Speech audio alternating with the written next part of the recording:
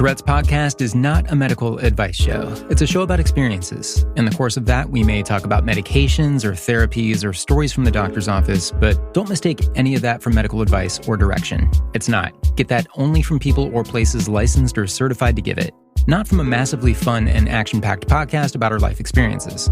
Such as? Yeah, that time in the plane really sticks in my head as being the first time that I went, uh-oh, something's going on here.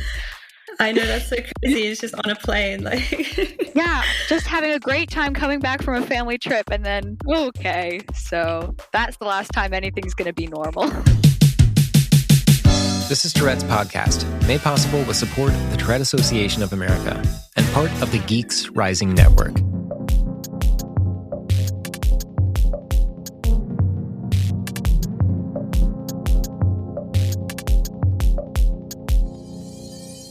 Welcome to episode 2 of season 8. This is Ben, and thanks so much for the feedback on last week's episodes. The season 8 debut, talking with Brittany Wolf and Aya, along with a separate Q&A episode. That's how we started last week. Tourette's podcast discussion group member Lisa says, "Great to hear the podcast is back. My 9-year-old son asks to listen to episodes every night. Thank you for your openness and sharing your experiences and providing a platform for other people to share experiences, thoughts, research, etc. also. Hello and thank you from an Aussie listener."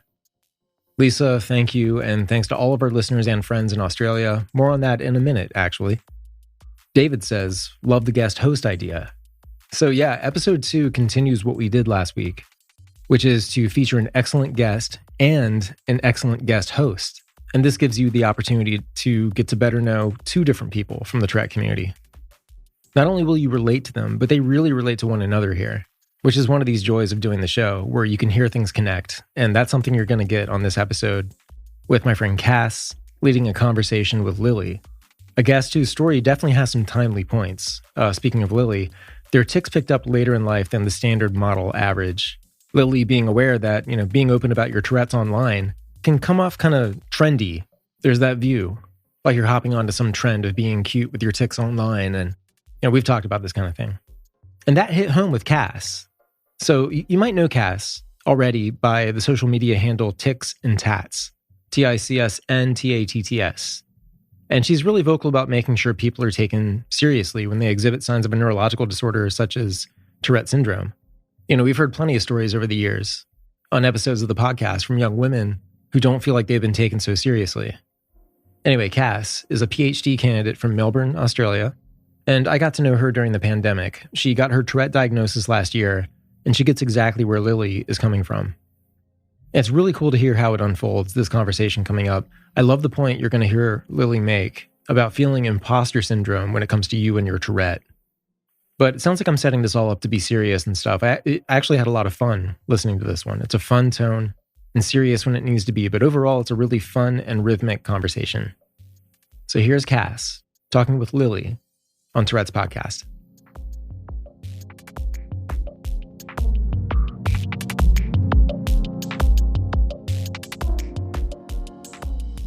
All right, so let's just jump right in. So if you could tell us your name and the general part of the world that you live in. Yeah, my name's Lilly and I live in Ontario, Canada. Oh, that's awesome. I've always wanted to go to Canada. Yeah, it's still cold. It's, like April 8th and it's still freezing rain and snowing pretty much once a week. Oh, that's awesome. It's horrible. Oh, that sounds so good though. Do you go skiing at all or? Not as much. I do skate sometimes, but my brothers are the hockey type. Oh, okay. All right. So, I'm really just interested to hear how your experience of having Tourette's sort of began. Like how old were you and what was going on in your life at that time? Well, I was 16, like a month away from being 17, and we were on our plane home from a family trip to BC in August 2020. So COVID had just kind of started and we were debating doing our family trip and we were like, what? Let's just do it. Just do it. So we managed to squeeze it in. And BC is beautiful. There's like mountains and moss covering like every tree. It is so pretty. That's so nice.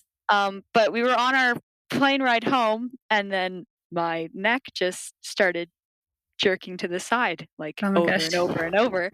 And I was like, oh, this is a weird thing I'm doing. Okay, just stop. And it wouldn't stop. And I was like, oh, maybe I'm just not trying hard enough. I can just stop. It's fine. And it didn't stop. And that was the first time that I guess I ticked really, really noticing it. Right. I might have had tics when I was in grade like 6, maybe as small as double blinking, which I wouldn't have really noticed. But yeah, that time in the plane really sticks in my head as being the first time that I went, uh-oh, something's going on here.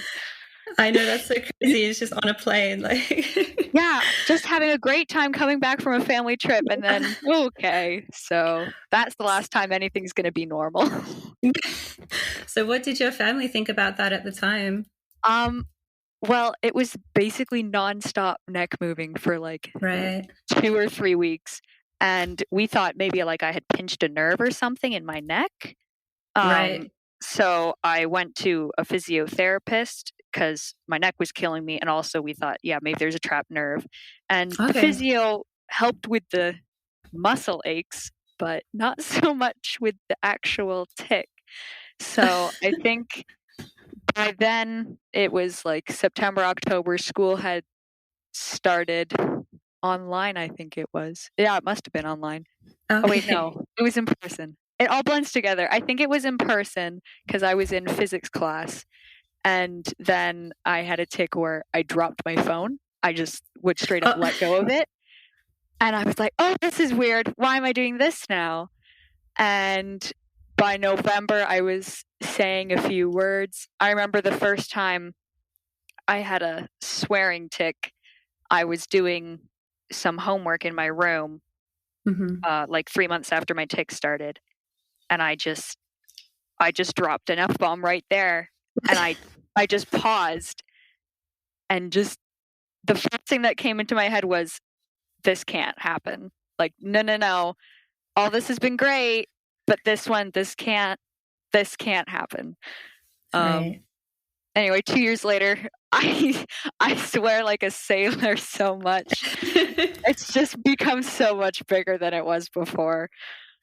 No, I can imagine. Like, I know for me, like my tics sort of came on more like it was sort of like a gradual process at the start of my 20s, like to mid-20s, and then they sort of got worse over time. And I remember like just being really confused at first as well. So like, yeah, I can sort of relate to that, I think. And then when they started getting worse, I just sort of got a bit more freaked out.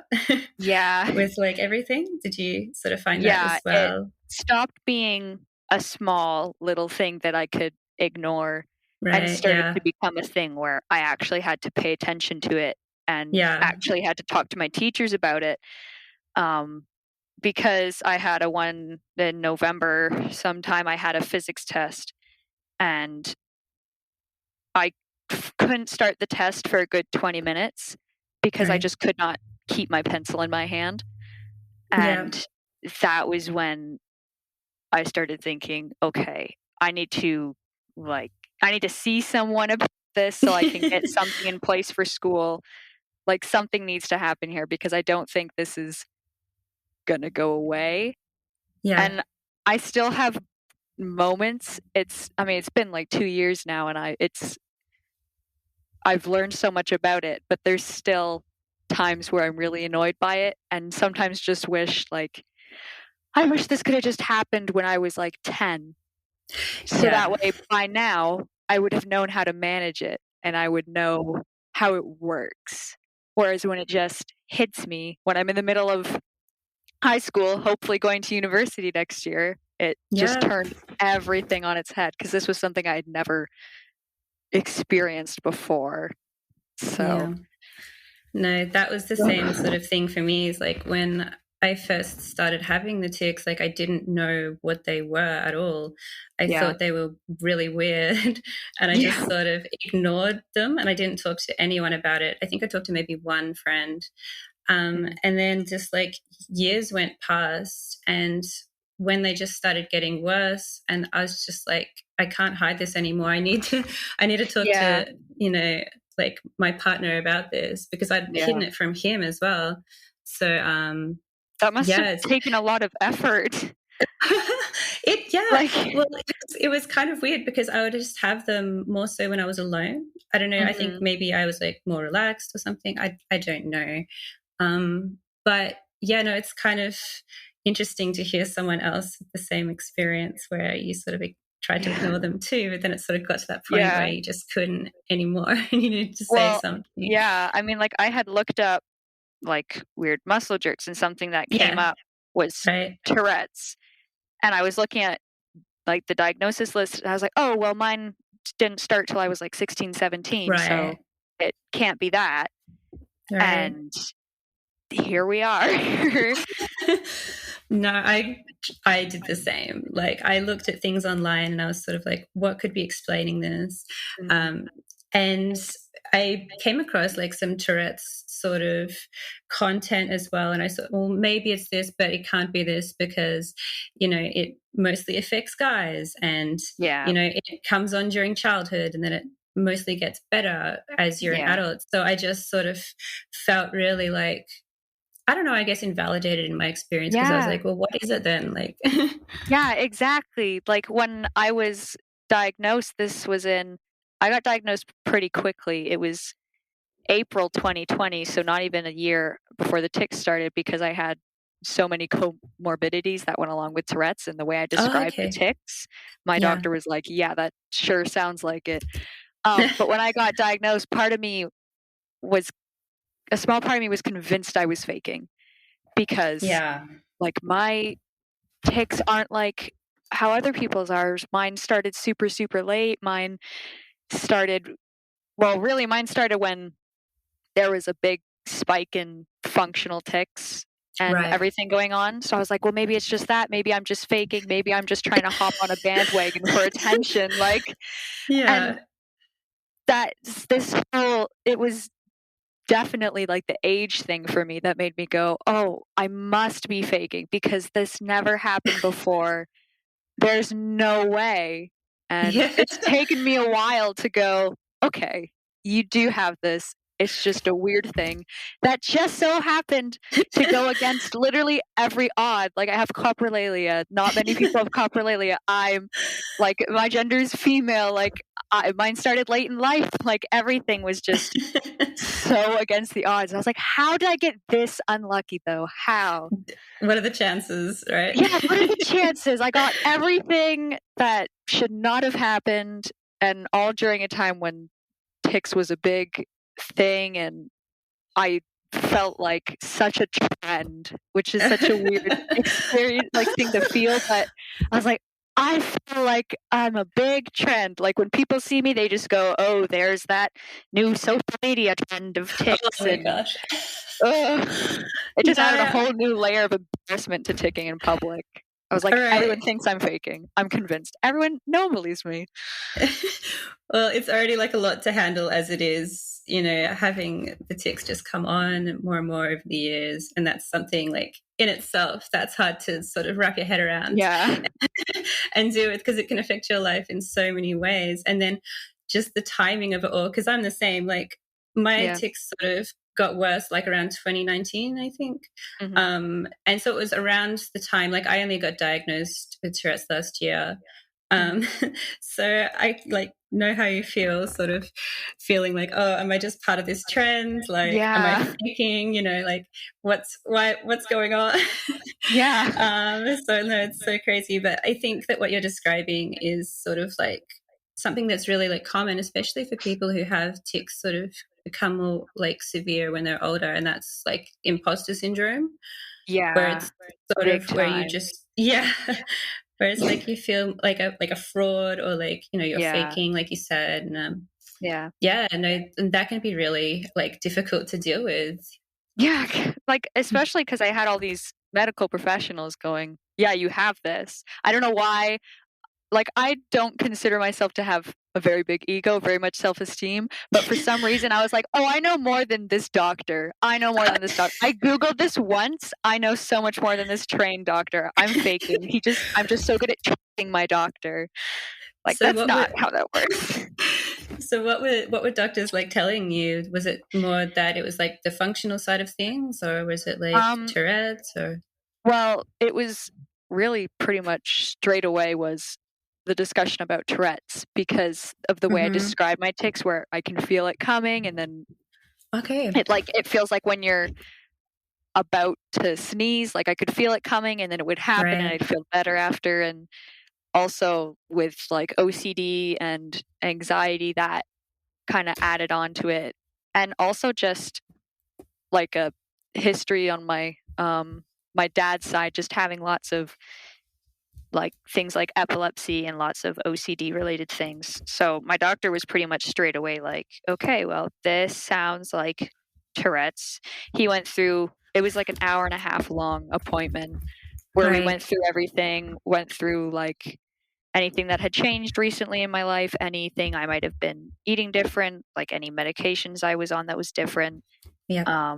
Went through the whole family history, and it was pretty much straight away Tourette's, which was, I felt very lucky to have that, to within like a year get the diagnosis and then have this like pathway to getting all these accommodations. But I think part of it happening so fast and so sudden was part of what made me think I was faking, and kind of led to the imposter syndrome of, oh really? Like, this happened so fast out of nowhere, and if this had been happening longer and I had like longer between being diagnosed, maybe I would believe that more. But telling my friends suddenly like, oh, I have Tourette's now, just felt so because it was so sudden, that saying that and telling my teachers who taught me in grade 9, I'm now in I was then in grade 12, not having any tics in grade 9, and then all of a sudden in grade 12 being like, hey, so this is a thing now. Felt very disingenuine. Yeah, no, I totally get that. It's just sort of like an overnight change, like, oh, this is such a big change all of a sudden. Yeah. It felt like a big like, pay attention to me type thing, which I hate. No, I totally like felt that way as well. I didn't really want to talk about it to anyone, but I sort of was holding them in all the time around like friends, and I sort of felt like it got to the stage where I just had to say something and then just sort of risk feeling like I was just looking for attention when that wasn't it at all. No. Complete opposite. Yeah, no, definitely. Like I suppress my tics sometimes when I'm in public because I don't want anyone to look at me. So then thinking, oh, I'm making up this Tourette's things for attention. Why don't I just tick and get that attention? Why am I hiding it? Yeah, no, I do the same for sure. I mean, I'm trying not to as much now. You know, like with some tics, I just sort of let them out. But with more severe tics, I tend to try and hold them in. Like because I've got coprolalia too, and copropraxia, which is like brutal. No, so I definitely try and hold them in sometimes as well.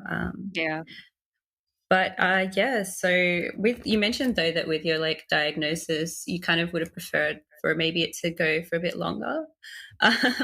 No, like mine was sort of over a period of about a couple of years. And I think that, you know, it's really good that you sort of felt like you were taken seriously, especially with everything going on, and that you know, were given the correct diagnosis, and that was sort of just like I think handled really well by the sounds of it. For me, it was sort of like I saw my first neurologist, and she, I think, had obviously heard of everything been going on during the pandemic with tics, and she just sort of was like, well, I don't think it's Tourette's because Tourette's is really rare, and it's, you know, especially in women, I think it's just stress. I was like, all right, that's cool.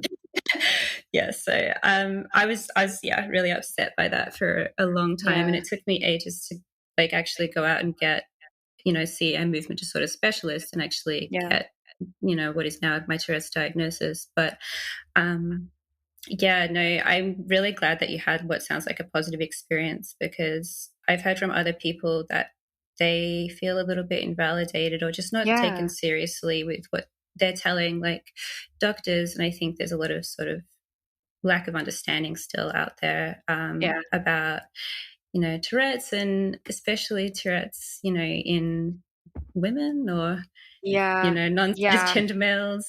Yeah. Yeah. Yeah. It's just a whole mess. I mean, ticks are kind of getting more and more known about.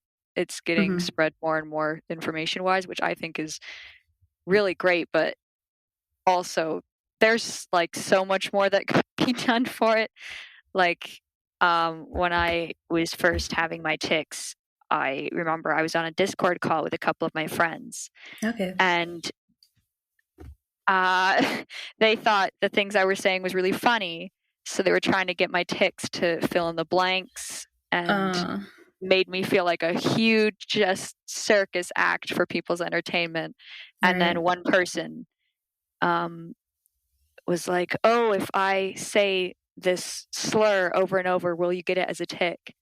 And Mhm. that was when I really got scared, because I mean, the physical ticks, like hitting and punching the walls and myself, and that was Mhm. all gross and terrible. But it was at that moment that I realized that my ticks had the ability to really, really hurt people, not physically, but by the things I could say. Mm. And that's when I got really scared of having any kind of verbal tick, because I was like, what if I say a slur and the person doesn't understand that I have Yeah. no control over it? Or what if I say something really horrible to someone and they think I mean it?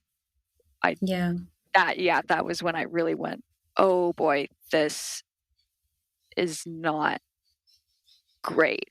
I'm not really friends with those people anymore. I've kind of distanced myself as much as I can, just because it wasn't a great reaction to my No.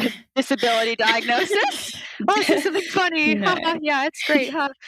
Yeah. I hate just I insult my family so much. They're used to it at this point, but I feel so bad every single time I do it, because a small part of me is like, oh, maybe they actually think it. And I just Oh, hate saying these horrible, awful things to people all the time. It really wears me down. I know. I think it's crazy when like some people say, "Oh, you have Tourette's. That's great. You can just say whatever you want. I wish I had Tourette's." You really don't like understand. No, no. No. I Like, try to always, if it's a tick, let mhm. people know it's a tick. And if I want to say something to someone, I mean, I never do this, but if ever someone really, really annoyed me and I just wanted to go like, "You suck" or something like that, then I would just say it. I would never blame it on a tick, because No, then the next time exactly. that I have a tick that's really mean, they'll go, "Maybe you're just saying it's a tick and you're actually saying it." So Exactly. if I'm gonna say something horrible to someone, I want them to know it's me and not my Tourette's. Yeah, no, I'm definitely the same. Yeah, I get how it feels because, like, I get some of the pretty severe tics as well. Like, I have punching tics, and like Mm, it's not so bad when it's directed at myself. yeah. Because yeah, like I don't feel bad for that. Mhm. It's the tics that sort of happen around other people or like can be directed to other people that I Yeah. totally, yeah, I feel sort of really guilty about, and really like I have to apologize like a fair bit for when I Yeah. have tics, because I really just don't want to upset anyone or anything to be Mhm. misunderstood. So, no, I Yeah. definitely relate to that as well. Yeah. Um, I remember this one time we were eating dinner and my brother was lifting his fork to his mouth and I hit the end of the fork and it got him right in the roof of his mouth, and I oh my immediately gosh. had tears in my eyes. I felt so bad. Oh. My brother just kind of left the table quietly to go to the bathroom, and I felt so bad. He didn't get angry at me, because which I was shocked and like, because he knew it was my Tourette's, but still, when it happened, I just felt awful. And when he came back, I was like, "I'm so sorry. I didn't mean to do that. I'm so sorry." Um, Oh. that's with my brother who's in grade 9. I have another brother who's in grade 4, he doesn't understand it as much. Sometimes I'll say things or do things and he'll feel personally offended by it. So my parents just try to explain like, hey, it's not their fault. They can't control it. But he's also picked up my colorful language. This is also not great because he'll use it at school, and then my parents get a call home like, "Oh, Finn knows all these off words," and they're like, "Yeah, about that." Got someone with Tourette's in the house, so. Oh my gosh. No, it sounds so like you've got a really great family. Like it sounds like they're really supportive and like understanding, just really caring about like what you're going through. So like, they've been really great about everything. I mean, obviously at first when I swear at people at the dinner table or like stare my dad directly in the eyes as I dump my juice all over the floor, there was some adjustment to get used to that. But now I do things and no one really bats an eye. They're just like, yep, this is what it is. The only time I really remember how weird it is when we have friends over or we're at a different family member's house and I do things and my parents don't even blink. But of course it'll get like a huge reaction from the other people at the table because they're like, what? Did that just happen? What's going on? And I forget, like, oh yeah, this is not something a normal household has going on. Normally there isn't spaghetti thrown across the kitchen. Right, got that, forgot about that. But no, everyone's been really, really great about it. It's just, other people that don't live with me that will see me for like a passing glance or people that I work with who I can't really get into it that are more, I guess, just confused about how to address it and if they should address it and everything. It's very, very tricky. Right. I mean, I think a lot of people don't really know what to say. Yeah. I think a lot of people are sort of worried that they might offend or, say the wrong thing. But, like for me, I just sort of prefer it if people ask me just directly, if there are any questions that they might have. Obviously, if they're respectful, and don't sort of treat me like, some sideshow, I don't know. Some museum artifact. Yeah, exactly. But no, that's really great though that you've got a supportive family. I know that makes like such a big difference. For me, I've got my partner and he's just been like so crucial throughout this whole process that I'm just so lucky to have him.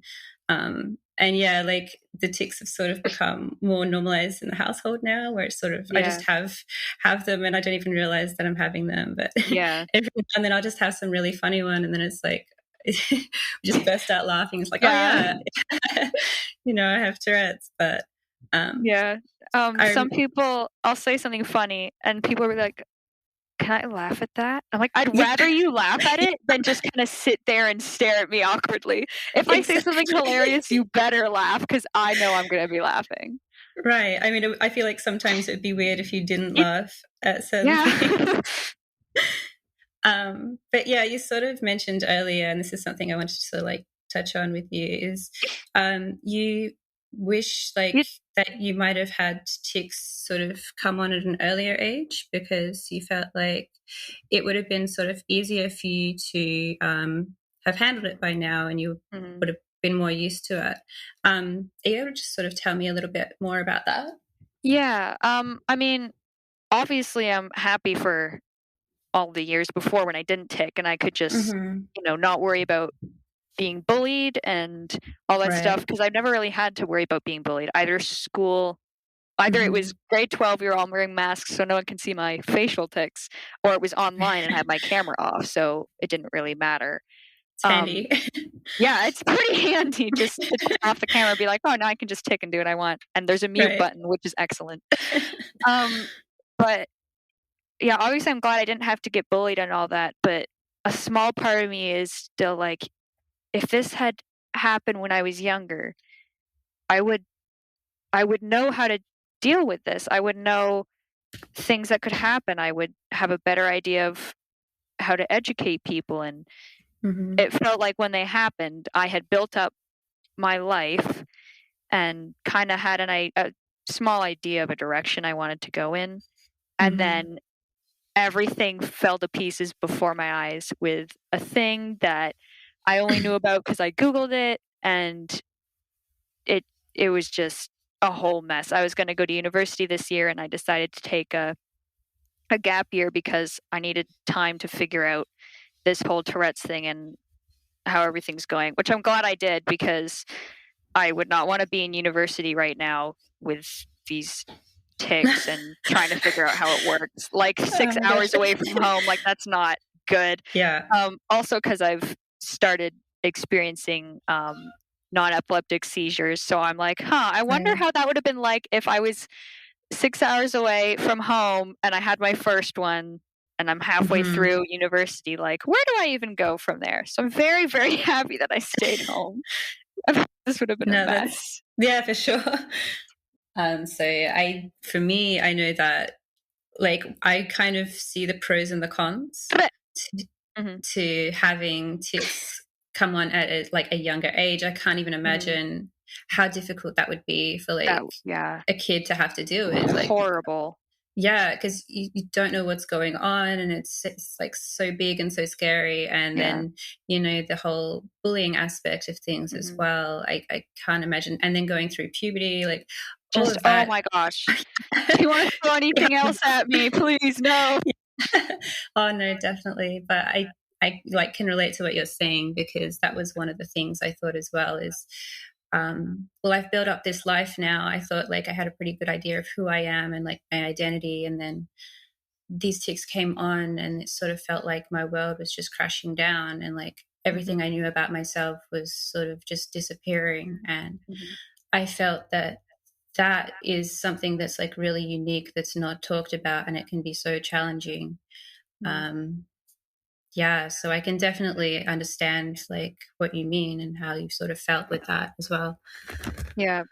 And even though these tics have happened, I'd trade in the horrible, awful verbal tics and the horrible, awful physical tics, but having Tourette's has also taught me a lot about like not to judge other people, and just the whole just disabled community, and how important it is that everyone have the things they need to like excel in whatever they're going to do.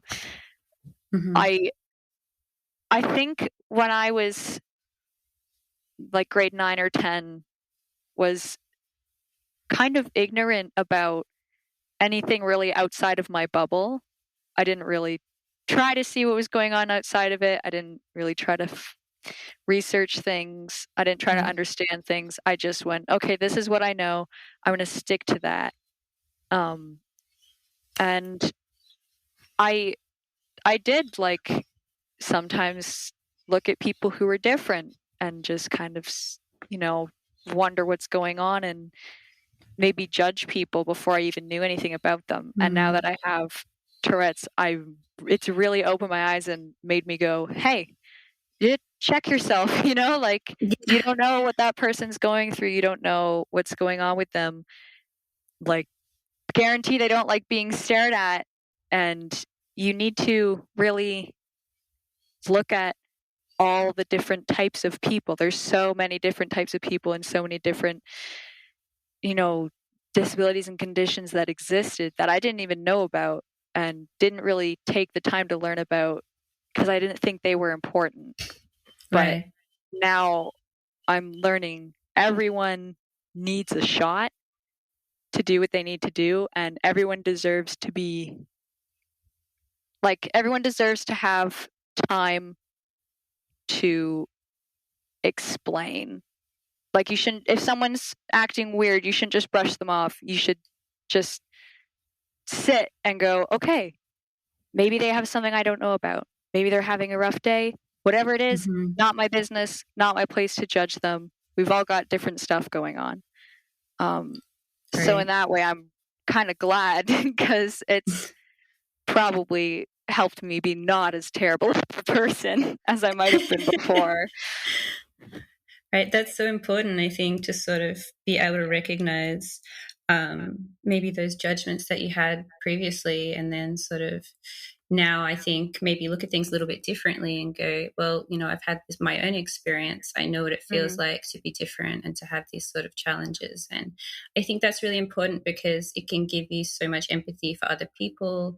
Yeah. And just like more of an understanding and patience to really sort of not judge and listen to other people, and I guess just be more inclusive of their experience overall. But yeah, no, exactly. that's such a positive to come out of having Tourette's as well. Like, despite all the parts where it sucks, it's still made me go, okay, let's stop being rude and just try to be nice. No, 100%. Like, I think it was the same for me as well. Like, it was able to sort of help me change my perspective on like a lot of things that I might have taken for granted before. Yeah, 100%.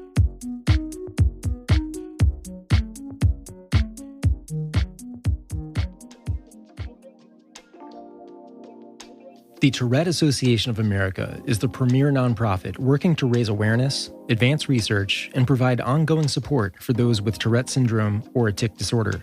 With a network of over 130 chapters, support groups, and centers of excellence, the TAA engages with communities across the nation in an effort to provide tools, webinars, workshops, and support for all seeking assistance.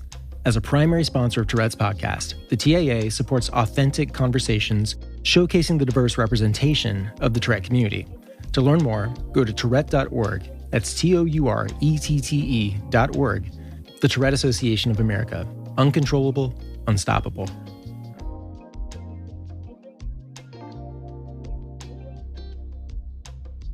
And is there any other sort of positive things that you like find having Tourette's has sort of given to your life that you wouldn't have had previously without it? I mean, it's really taught me to look after myself. Yeah. Looking after myself, my physical and mental health is never something I really did. I was right. very, very insecure, especially in school, about my grades and how well I was doing and how I was looking to others and how people were perceiving me. And I just never took the time between studying for tests to take care of myself and make sure I was okay. But now with the Tourette's, it's like, okay, I have to get enough sleep because if I don't, my Tourette's will be atrocious tomorrow and I will have a horrible day. Or like, I need to eat because it takes a lot of energy to be ticking all the time every day. So you need to make sure you're eating. And just also with work, I used to work as a lifeguard and I'd get up at 5 a.m. to get to the pool and then have a 5-hour shift there. And then I went to my other part-time job as a cashier and would end up having like a 13-hour day in total. And it took only 4 months into my gap year, for my body to go, hey, this isn't sustainable. I quit. And then that's when I had paralysis tics super, super often. And then oh my gosh, that's also when my seizures started. It was my body's way of telling me, you need to stop. I can't handle this. We're going to my body was physically forcing me to stop working. I just got back to work after 3 months of being off because of the seizures and the Tourette's. And during those 3 months, I really learned a lot about the difference between, I guess, pampering and self-care. Like, I used to think when I thought of self-care, it was like a picture sport of face masks and baths and candles. And then I found out quickly, like, self-care means getting enough sleep, maybe going to therapy, going outside for like even 5 minutes. Please get out of your dark, dirty room. Go outside. And yeah, it just really taught me that it's okay to say, I can't do this. I'm trying to focus on my health right now. Like, I can't really take people's shifts. People will text me and say, hey, can you cover my shift? And I go, I can hardly do my own shifts. I'm sorry. I can't really do that. Yeah. Yeah. Self-care is so much more important than I thought it was. I mean, I think that's really admirable because, I mean, yeah, absolutely. Self-care is so important, but I feel like, I could take a leaf out of your book because I could definitely do that more often and practice self-care more often. Like I tend to overwork, and I mean, I had my tics come on when I was in uni, and I've sort of just been in uni for the last 6 years. So no time to slow down. Got to do some homework.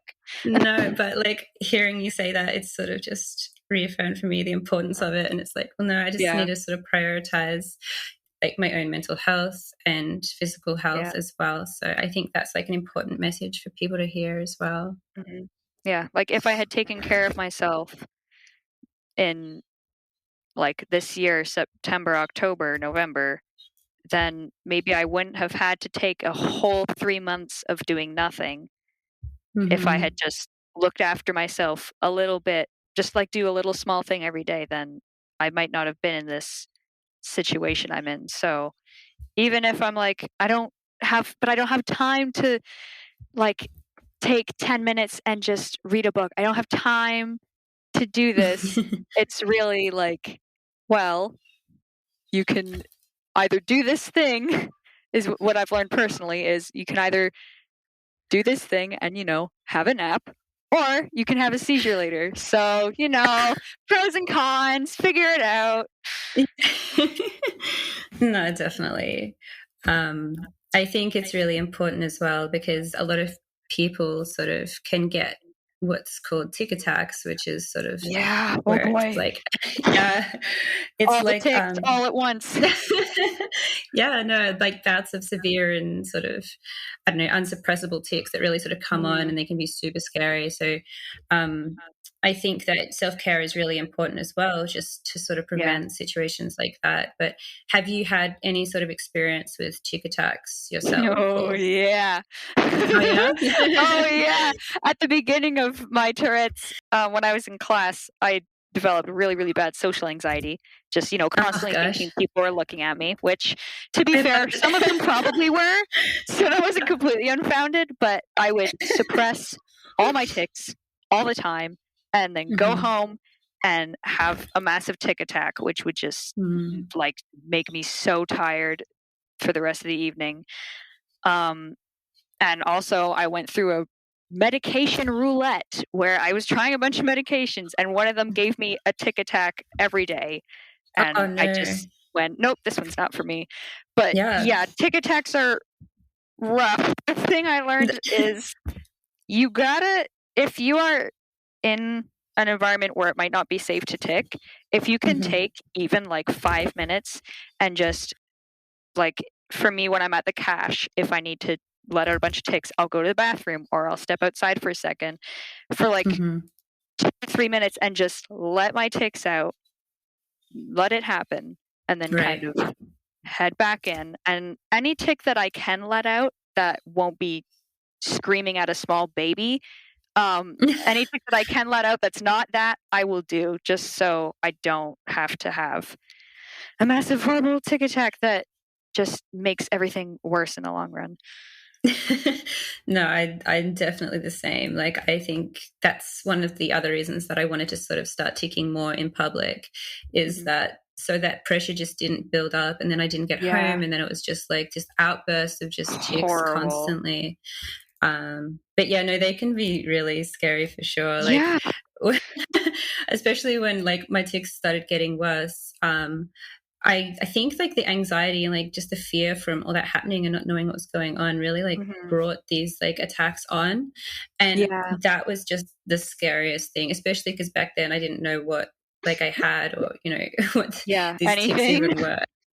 So I just like, I mean, like I even went to the emergency department because of it like once. And I was just, I was like so scary. But I think they have definitely become more manageable over time. Like now I know that I don't need to be scared of the tics themselves. They're just more normalized in my life now.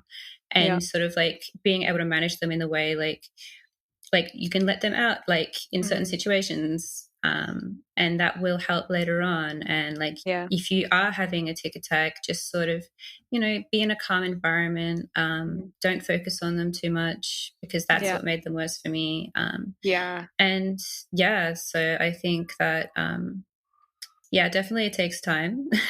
Definitely it takes time, but no, like they can be scary for sure though. One of the things I learned that helps me to tick more in public instead of suppressing is I figured, okay, well, people stare because they don't know what's going on. People stare because they're trying to figure you out. So I just started wearing a lanyard with a card on it that says I have Tourette's, and like I made it all pretty. Awesome. I added washi tape and stamps and stuff, but it says I have Tourette's on it. And whenever I'm having a particularly ticky day and I want to go out and do things, I'll just wear that. And that, whether it works or not, it just kind of makes me feel better going, okay, well, if someone looks at me, I've given them an explanation without needing to walk up and explain it to them. So if they look at me, they'll see that, and hopefully that'll make them go like, oh, okay, now they don't have to think about me anymore. Like they don't have to like, oh, I wonder what's going on. I just gave you the answer. So that made it so much easier to tick, is just going, well, if they really want to know, now they know. No, it's such a good idea just to have it sort of there. It saves a lot of like the questions and some possibly uncomfortable conversations as well. No, definitely. I mean, so what's something that you would like people to know about what it's like to go through like what you went through, especially with the pandemic and everything like that? Oh boy, that's a loaded question, isn't it? Probably just like, you are capable of so much more than you think you are. Past me would be and was horrified at these tics, but here I am now managing it and doing it, and I have a job and I have friends, and it's okay. Like, even though things might happen to you or around you in your life that will freak you out, you can do it. Like, whether it's you're managing it with doctors or talking to your friends about it to have their support, like, everything somehow always turns out okay. It all ends up okay. So just focus on, I don't know, I just guess focus on doing what you got to do, and everything will kind of work itself out. I think, that's so important. I think that sometimes when something like this happens and it's such like a life-changing event, you might just feel this sense of like, how am I going to cope with this? Like, how can I just do all of this? Like, this is just too much. But I think that it's so important for people to know that like you're capable of so much more than you think you are. And, especially having supports, that's so important as well. It's just to sort of seek that support if you don't have it, like online, the Tourette's community, they're awesome. Everyone's so nice. I know. So 100% glad I reached out as well. Like, but just seek that support in your local community or online. Definitely. There's always somewhere to go. Like, if it's not friends or family, the internet is a thing now. You can just like Google it and bam, there's a community of people exactly like you just waiting to help you out. Because I could never have done this alone. Like, are you kidding me? No, there's no way. There's no way I could do this by myself. Yeah, no, definitely. Because I think especially with this experience, like you can feel really alone. But it's surprising because there's actually a lot of people with similar experiences out there, and all you have to do is just reach out and talk to them. One of the things that helped me out is my friend, who I've known for years and years, and we've been close friends from grade 7 up till now, is she developed tics maybe 2 or 3 months before I did, and also got diagnosed a little bit later than I did. So that was just like the stars aligned, and here's a friend I've known forever who also just happens to have Tourette's. Like, what the heck? That's awesome. So whenever we're having a rough day with our Tourette's, she's in university now, but whenever either of us are having a rough day, we'll just FaceTime about it and be like, oh my gosh, I had a presentation today and it sucked and I was taking, but I did it.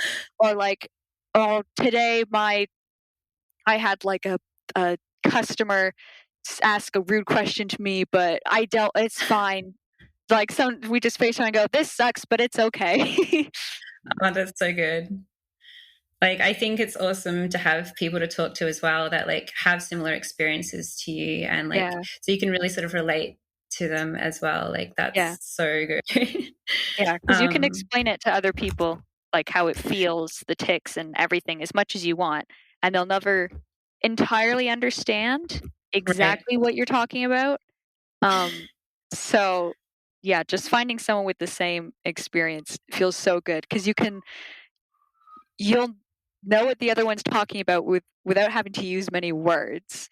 Like, exactly. Oh, this tick is just building up. You don't need to explain it. They're like, oh yeah, that's rough. Like, you don't have to explain like, oh, it feels like I'm about to sneeze, but it's in the back of my neck. And you can just go, this tick's going to come and it's going to suck when it does. And they'll be like, yep. No, definitely.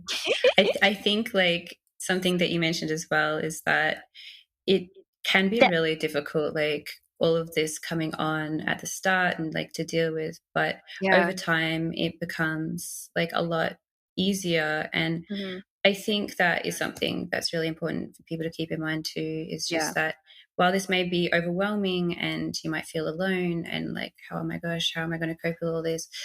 If you like I said, just seek that support, give it time, it will become easier and it will become just like a normalized part of who you are. And I mean, for me now, Tourette's is just part of my identity. Like, do you know what I mean? Like, it's this new sense of self that like I have now, and I'm so thankful for it. Like, I can't even imagine like what my life would be like without it now. Is it the same for you? Oh yeah, 100%. Like, I feel like I'm a better person now with Tourette's than I would be without it. Like, I can pretend like I am just me and try to shove away the Tourette's part, but whether I like it or not, the Tourette's is a part of me, and even though it might suck sometimes, I can still learn a lot from it and do things I never would have been able to do without it. Like, go on a podcast. Like, that's not a thing that you could do without it. Tell me about it. Or I wrote, at the beginning of the pandemic, I wrote a little thing about my experience with the pandemic so far and having these weird neck tics, like an article in my creative writing class, and it got published in our local newspaper. That's awesome. That was incredible. I have never read it since I wrote it, because I know if I do, I'll just cringe so hard about like my writing. I will not like it. But yeah, without Tourette's, I would never have been able to do this. And I feel like without Tourette's, I never would have been as strong and considerate and empathetic as I am now. Like, there's just no way. No, I totally feel the same way. Like, I also think there's other sides to it that's not really like well understood or talked about that much. Like, I feel like it sort of helped me in other areas of my life too. Like, I think it sort of helps me hyperfixate on things and like, so I can learn a lot about a particular topic, because I can focus for like long periods of time, or, like it just, I feel like helps me sort of think outside of the box as well. 100%. And I feel like I might be a little bit, creative because of it as well. Yeah. So. I am on a crocheting adventure spree right now.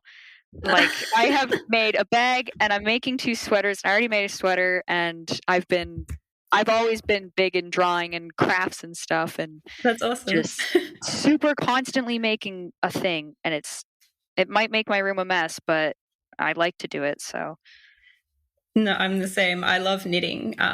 Yes. I knit sweaters and beanies all the time. Yes. I used to like paint as well.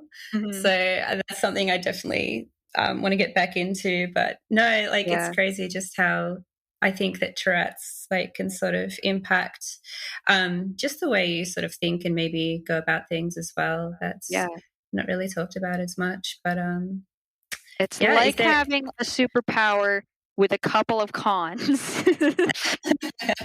No, definitely. But with the cons, I think like it's also like can be positive because you can sort of learn things that you wouldn't have otherwise learned without them. You know, like you mentioned, you know, being more empathetic as well. So, yeah. Is there anything that you'd like to sort of talk about that we haven't touched on? Just a small piece that happened recently at my job because I first went back, and this isn't entirely Tourette's related, but I guess it's kind of like disabled awareness related, is I took a break from my till to go use an office space that my manager said I could use if I ever felt like a seizure happening. So I went in there. It was like a short, quick, quiet one. And I was just recovering from it. And the human resource lady walked in, shut the door, and went, "We need another doctor's note. We can't have you in here all the time." And I was like, "Oh, all the time? This is the first time I've used it. You said I could use it. And I gave you a doctor's note a week ago." My gosh. So I was like half awake going like, what? What's going on? And then I just had like a small conversation, like, I can manage these by myself. It's okay. You don't need to worry about it. And everything. And then I went home a bit early because I was just so done that day. Yeah. And then I sent a follow-up email like, "Hey, you know, the accommodation you offered is working really well. I'd like to keep using it. You know, I can handle this by myself. I really appreciate you guys supporting me." And the response I got back, I think, could have been worded differently. I think she had good intentions. I think she's trying to say something to the effect of like, "Yeah, sure. I'm just trying to make sure, you know, like everyone's all right with everything that's going on." Because human resources, it's a responsibility to look after everyone. Yeah. But the reply I got was like, "I understand. We're just trying to keep you safe. When you're having a seizure, it can cause a lot of distress to other people." Oh my gosh. And I was like, what? I stared at the email for a good 30 seconds, just buffering, going, did she just say that to me? Like, I think of all the things you're not supposed to say to someone with a disability is, your disability makes my life really hard. Yeah, like, sorry, your disability stresses me so much. Like, you're just such a distressor to your coworkers. So I think she meant like, hey, I just want to make sure everyone's okay. But it came off like, you're just so distressing to other people. You know, when we're waiting for you to finish a seizure, we just feel so bad for you. And I'm like, oh, yeah. So just, you know, note to put out there for anyone: don't tell the disabled person that their disability makes your life hard. Like, I won't tell you what to think, but don't say that to them. Please don't, because it's hard enough for them to manage it. Like, they might think like, oh, I feel like such a burden for something I can't control. I feel so bad. Like, but this disability is really hard because I'm the one living with it. They know. They know. Like, same with tics. When people say, "Can you quiet down? Your tics are really annoying." You only have to deal with me for 20 minutes. I deal with me 24/7. As soon as I leave the room, the problem's gone. You're fine. My 100% problem follows me. So please don't say it's so hard for me. Don't you dare. Don't you dare. I'm so sorry you had to go through that. That would have been really uncomfortable. It was just so awkward. But like, I think that it's really sort of admirable that you were trying to, like, I don't know, see it from their perspective as well. And I think that the situation could have been better with a bit more empathy, for sure. You know? I think she just didn't have the language to say what she wanted to say. Yeah. Like, I don't think she had ever had to deal with, you know, like a worker or an employee with a pretty high demand disability, but I just think, pick your words more carefully, because while my brain will logically go, oh, she's just talking about, people in general, making sure they're okay.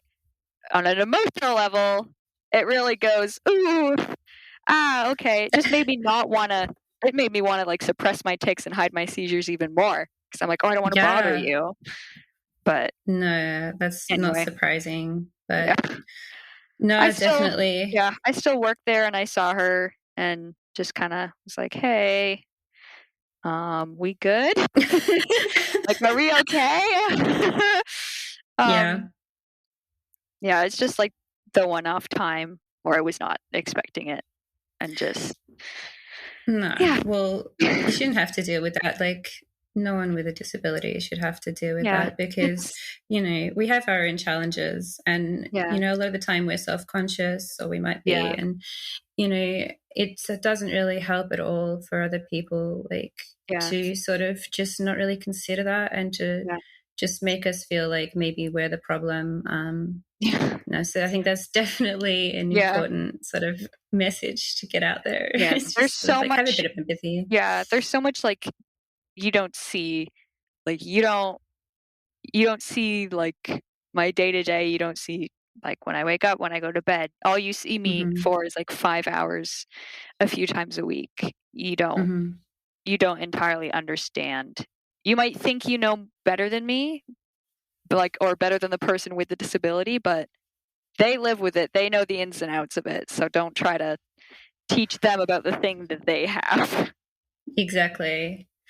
And that's why I think it's so important that, like, you're sharing your experience as well, especially with, everything that's been going on with the pandemic and tics, is just so that, because I think there's been a lot of people who don't have tics who have had an opinion about it and a voice about it.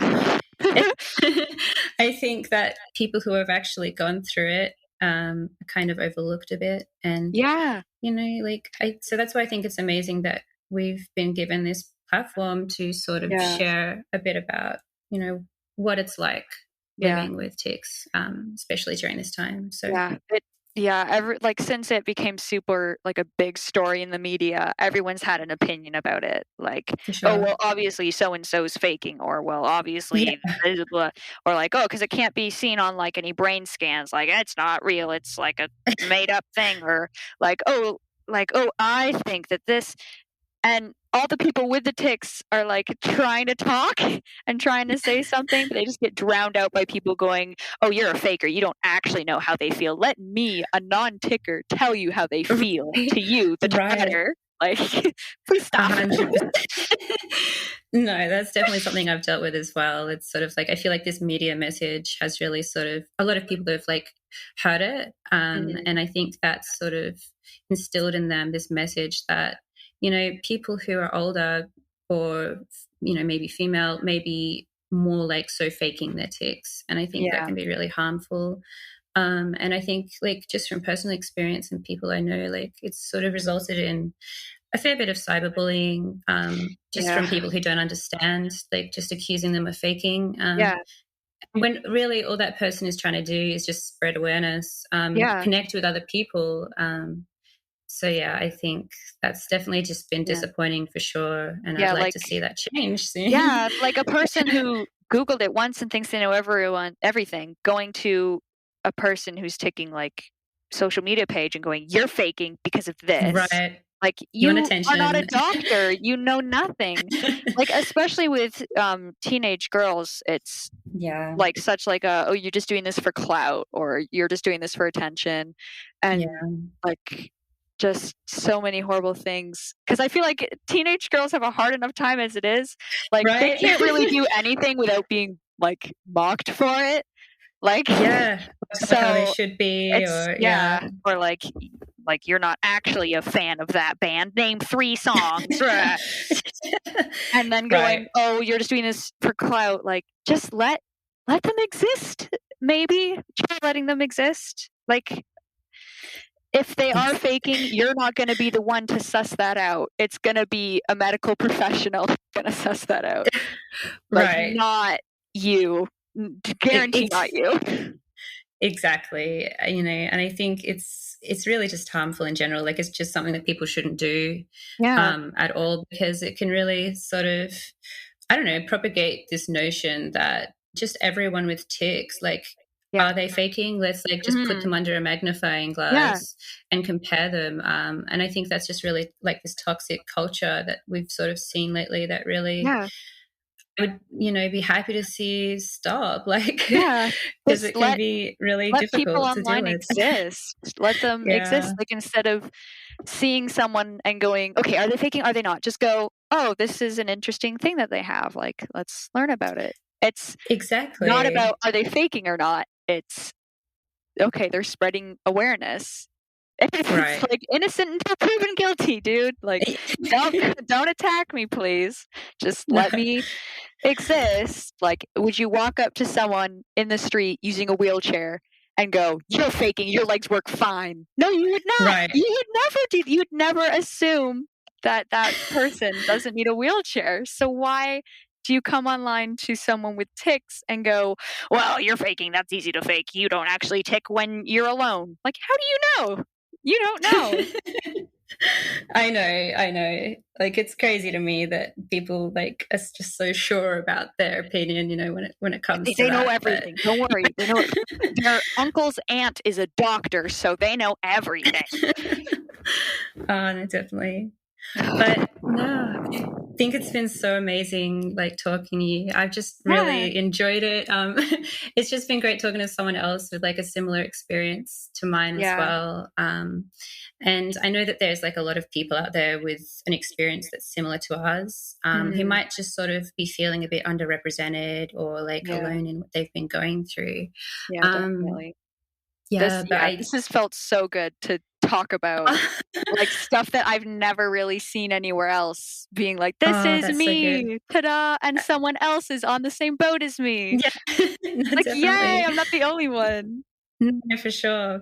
But yeah, no, I definitely think that what we've talked about today is just going to be really helpful for some people to hear who like are in a similar sort of boat. And you've really just provided like some really insightful points as well, like especially about empathy and having like a bit of understanding, and self-care. I think that's something that's really important for people to hear. But yeah, thank you so much for talking with me. No problem. Thank you.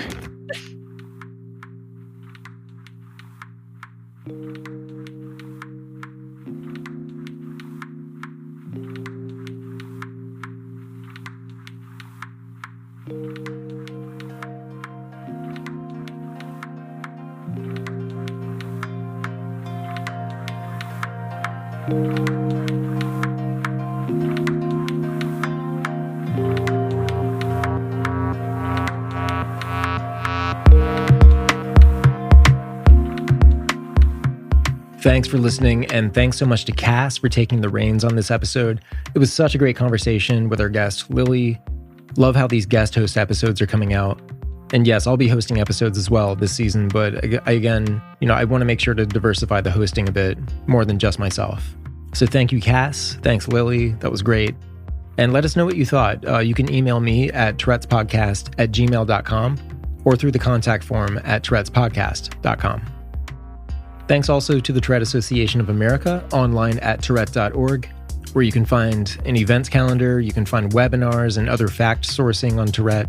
You can donate, you can read stories from the community. Tourette.org, the Tourette Association of America, uncontrollable, unstoppable. More thanks to Geeks Rising, the network that is so cool about sharing this podcast with a general listening audience.